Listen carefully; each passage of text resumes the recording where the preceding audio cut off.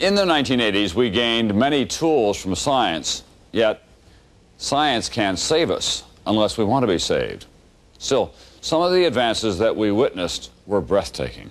America's first space shuttle. A perfect landing, the beginning of a new era in space. The vehicle has exploded. It was in January that we lost the Challenger. It is in December that the Voyager comes home. Yes, it's been hard, but... To transplant or to die. It is just as addictive as heroin or cocaine.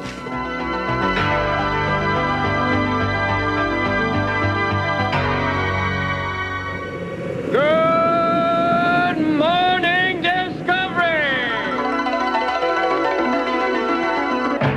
An aspirin a day may keep a heart attack away. Baby M goes to her father. A genetically altered mouse has been patented.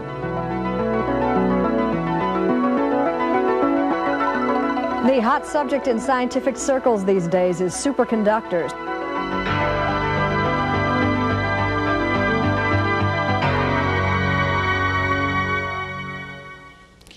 The medical story of the 1980s, AIDS, acquired immune deficiency syndrome, a disease that first spread through the homosexual and drug communities.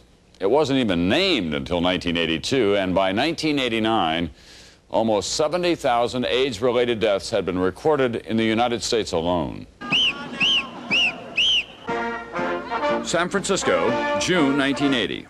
The Gay Freedom Day Parade, Gay Pride, Gay Power. Covering the parade, a young TV reporter, Randy Schultz. It seemed that there was going to be no end to the advances, both the political advances and the social acceptance of gay people once this new decade came. Schultz knows now that a number of gays in the parade were feeling strangely ill. He has spent the last 10 years at the San Francisco Chronicle writing about that illness. In 1981, the Centers for Disease Control reports that 6 gay men in Los Angeles had fallen ill from a strange and mysterious pneumonia. And also there's a new form of cancer, and that was the beginning of what we now know to be the AIDS epidemic. I've lost 74 close friends, and of course, I've known a lot more than that. 1983, the government, the scientific establishment, the American people were still ignoring AIDS. It was, after all, a disease of homosexuals, and now of intravenous drug users. Easy to ignore. However, the virus spread through blood transfusions. Anyone could get it now, even school children. No AIDS in public school!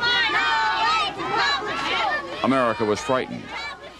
The revelation that Rock Hudson had AIDS, that came out in July of 1985, was without any doubt the turning point in this epidemic.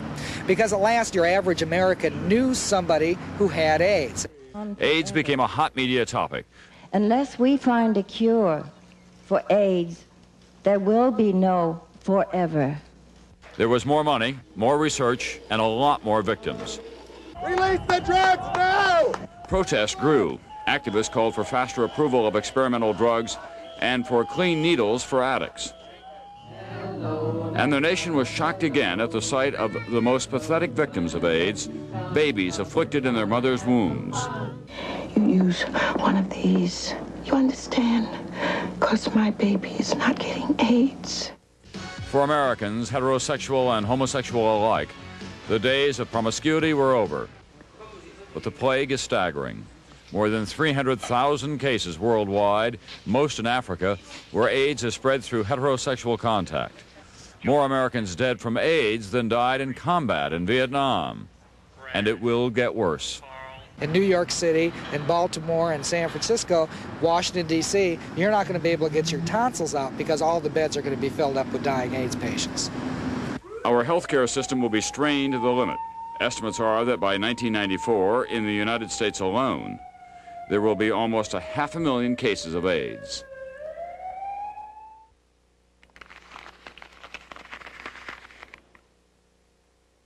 In the 80s, we got friendly with computers, or at least made a passing acquaintance.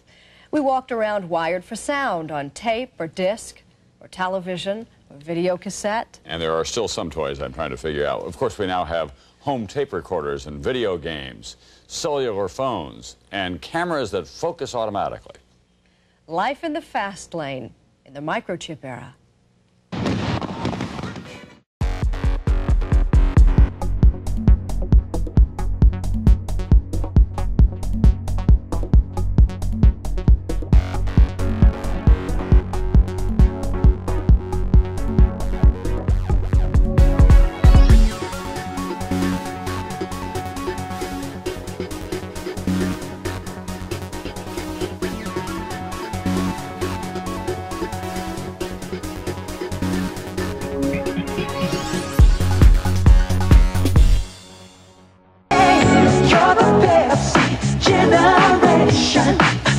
Introducing the new taste of Coca-Cola. And thank you for your support. Okay, units, travel plans. I need to be in New York on Monday, LA on Tuesday, New York on Wednesday, LA on Thursday, New York on Friday. Got it? Got it. Got it. You want to know what comes between me and my Calvins? Nothing. Well, isn't that special?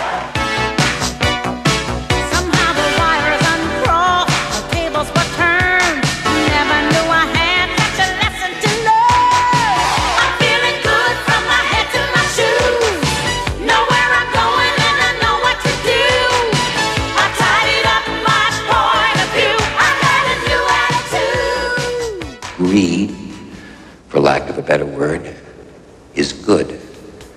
Greed is right. Greed works.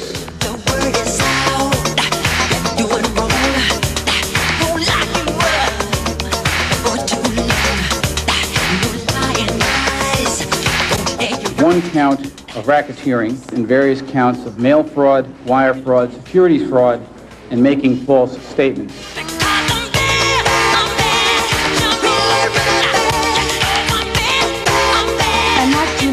My title is Miss America. I've made some mistakes, and I think I'm being punished for those mistakes. People who know me know I would never take drugs.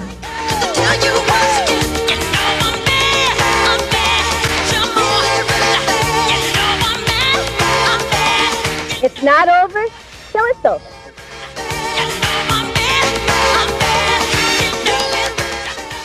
I have sinned against you, my Lord. Who's bad?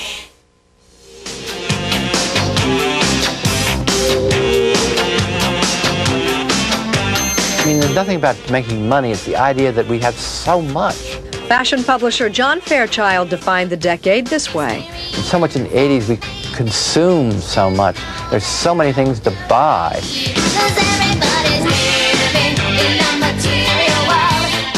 The young, the upwardly mobile, the professionals, the yuppies shaped the 80s. The me and more generations consuming, competing, living to the max. Eating was healthy, but it had to be fast. Pasta, Cajun, sushi. Eating out was in. Eating home often was pre-packed and pretentious. The baby boomers fought against growing old. Fitness was the watchword. Hard liquor lost out to white wine to mineral water. Bran was cooked in more forms than anyone could have imagined. Calvin Klein, one of the hot designers of the 80s. People are more concerned about the foods that they eat. I mean, this is all great. They're concerned about not just how they look anymore in terms of what they eat, but how they feel, about health. And I think this gets reflected in the clothes. It gets reflected in the advertising. It gets reflected in everything that happens. Just do it. Just do it. Just do it. Sneakers became the shoe of the decade. Workout clothes became chic. Cholesterol was the topic of conversation. Billions were spent on exercise machines and health club memberships. I guess the 80s gave new meaning to the phrase survival of the fittest. You know, Jane, the people who are athletic for a living had a very rewarding decade. Consider this. The average salary of a Major League Baseball player in 1980 was about, $146,000. But by 1989, it was over $500,000. Pro basketball salaries, they went from $170,000 to $720,000 in that time. And football, from $78,000 to over $300,000. But sports in the 80s wasn't just a matter of dollars and cents.